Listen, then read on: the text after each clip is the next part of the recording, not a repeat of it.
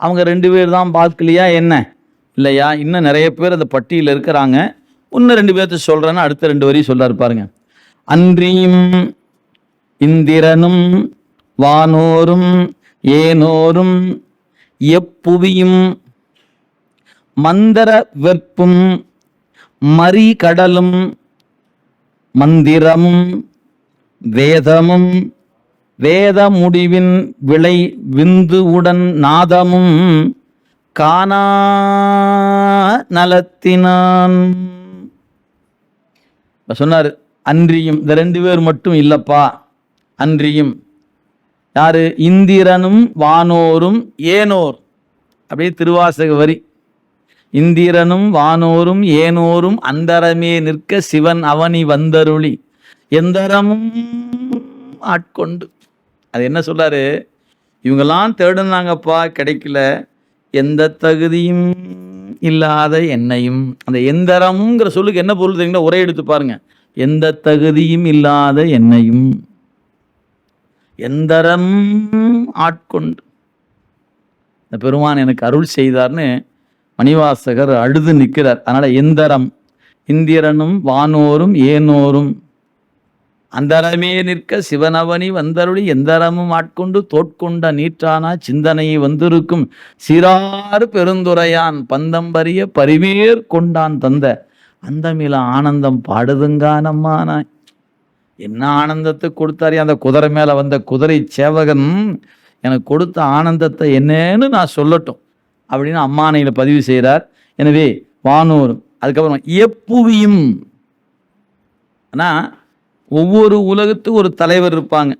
இப்போ திருமால் இருக்கிற உலகம், பிரம்மன் இருக்கிற உலகம், அது மாதிரி இந்திரலோகம், இப்படி அந்தந்த உலகம் அந்தந்த உலகத்துக்கு தலைவர்கள்.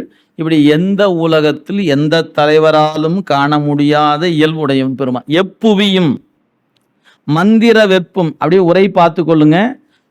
அதாவது இவ்விருவரும் அல்லாமல் இந்திரனும் தேவர்களும் ஏனைய தேவர்களும், அதுக்கப்புறம் எப்புவியும் மந்திர வெப்பும் மறிகடலும் அன்னர் துறக்கம் நரகம் ஆகிய வேறு எந்த உலகில் உள்ளவர்களும் மந்திரமலையில் உள்ளவர்களும்.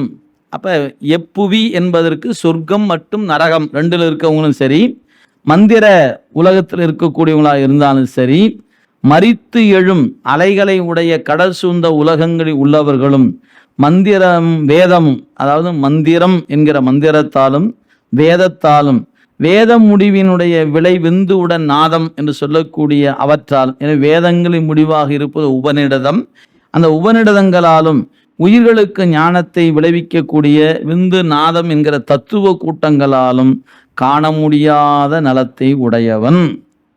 எப்படிப்பட்டவன்? இவற்றால் காண முடியா நலத்தினான். காணா நலத்தினான். அப்படிப்பட்ட நலத்தினான் என்ன பண்ணாரு? இந்த உயிர்களுக்கெல்லாம் பிறப்பை அவன் தான் கொடுக்குறான்.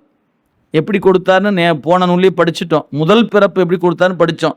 பொதுவாக அடுத்தடுத்த பிறப்பு எப்படி வருது? அடுத்த பாருங்க, ஏற்ற பிறப்பை தருபவன் இறைவன். எப்படி தராரு?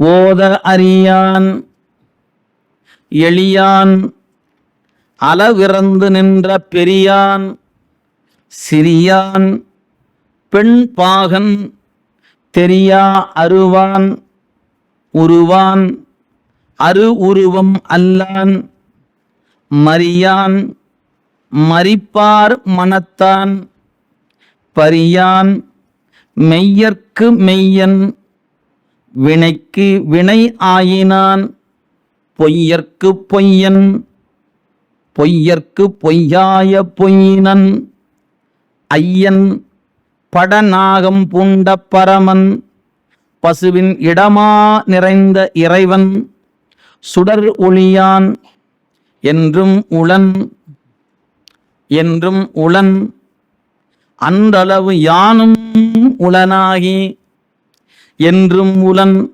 அந்தளவு யானும் உளனாகி நின்ற நிலையில் தரித்து நில்லாமல் சென்று சென்று தோற்றியிடும் அண்டசம் சுவேதசங்கள் பாரின் மேல் சாற்றும் உற்பீசம் சராயுசங்களுக்கு ஏற்ற பிறப்பு எல்லாம் பிறந்தும் இறந்தும் இருவினையின் பொல்லாங்கு துய்க்கும் பொறியிலியேன். ரெண்டு போற்றி சொன்னாரு. முதல் வகையில் சொல்லும்போது அந்த 2 வரிகள் என்ன சொன்னாரு? இந்த இருவராலும் என்றும் காணா இயல்பினான்னார். அடுத்த 2 வரி சொல்லும்போது சொன்னாரு, அவன் எப்படிப்பட்டவன் அப்படின்னா, திரு இந்திரன், அப்புறம் அதுக்கு மேலே இருக்கக்கூடிய உலகங்கள், அதுக்கப்புறம் நாதம், விந்து, இப்படி சொல்லக்கூடிய தத்துவ உலகங்களாக இருக்கக்கூடிய அவ்விடத்தில் இருக்கக்கூடிய உயிர்கள் யாவராலும் காண முடியாத நலம் உடையவன்னர். காணா நலத்தினான்னர். முன்ன இயல்பினான்னு சொன்னாரு, இங்கே நலத்தினான்னர். அப்படிப்பட்ட நலம் உடைய அந்த பெருமானை அவரை பற்றி சொல்லணும்னா என்ன சொல்லலாம்? இங்கே சொல்லப்பட்ட அத்தனையும் தேவார சொல்லாட்சி தான்.